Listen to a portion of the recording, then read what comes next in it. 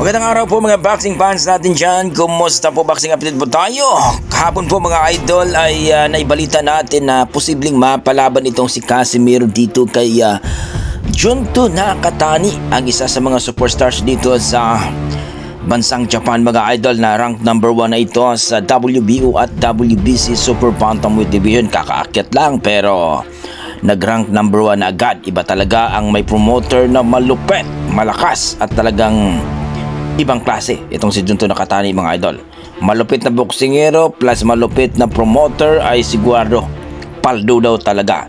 So kahapon po mga idol na ibalita natin na kung babain ito ni Cuadrolas Casimiro, itong si Junto Nakatani ay talagang mapapalaban ng malupit itong si Junto Nakatani mga idol.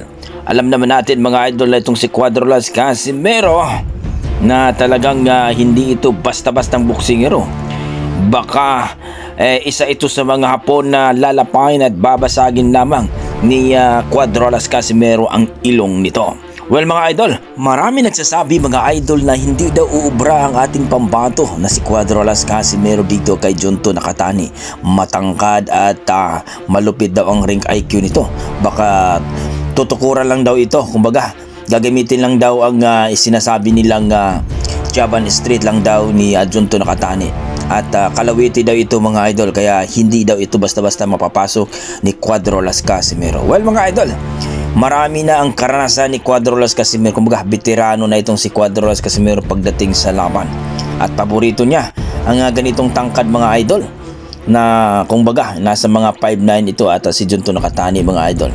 Kung maalala ninyo na ang ginawa ni Cuadrolas Casimiro dito kaya Sulani Titi ay pinulbos lang ito mga idol, no? Napakabilis lang. Kaya may timing at lakas itong si Cuadrolas Casimiro, kaya hindi tayo mag-worry mga idol.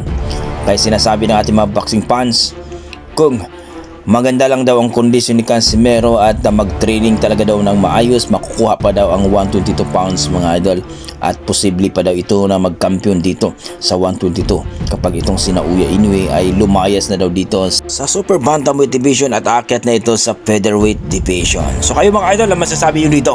Kakayanin ba talaga ng ating pambato na si Cuadrolas Casimiro itong si Junto Nakatani, ang isa sa mga superstar dito sa bansang Japan na rank number 1 dito sa WBO at WBC Super Bantamweight Division mga idol? O matutulan lang daw ito sa mga Hapon na winasak lang din ni Casimiro? Please comment down below mga idol.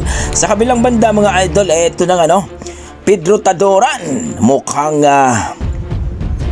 naduwag daw itong si Oscar Collazo mga idol. Kung maalala natin mga idol, pumunta na po sa Amerika itong si Tadoran para mag-training dahil posible daw sila mag-unified dito sa kanilang belt, no?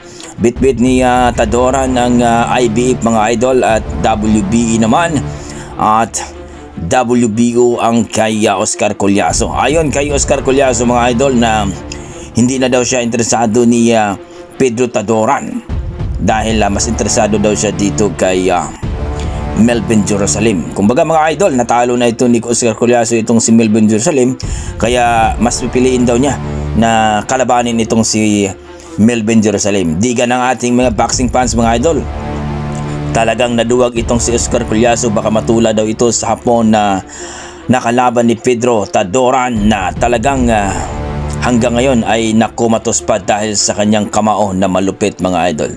So kayo mga idol, ang masasabi nyo sa ating video? Natakot nga ba itong si Oscar Collazo dito kay Pedro Tadoran? Please comment down below mga idol para ating pag-usapan.